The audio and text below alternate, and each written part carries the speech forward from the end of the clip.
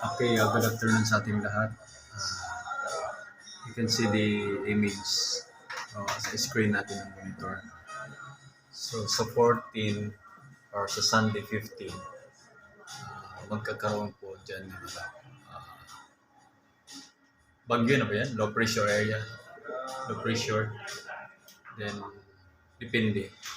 Yan, kung yan ang Pilipinas. So, hindi siya umaalis. So, yan, magkakaroon pa ng until 17. And Tuesday, 17. Diyan, umubuo siya dyan. Possible na magiging bagyo siya. Malakas din pero paakyat. Pero ang hatak ng ulan is malakas yan. Although nasa gilid siya. Pero depende, pwede rin siya dumaan sa left o sa west side natin. So, yun po yung ano.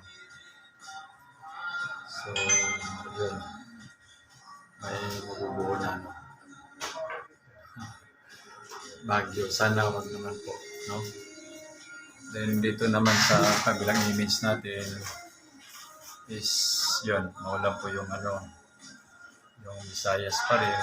Tapos may parating pa na ano. Ito. Sana hindi papasok to. Wala. So, papasok pa rin siya eh.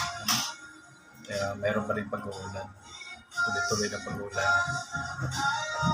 Tapos si Bibing ka nandun sa taas, no?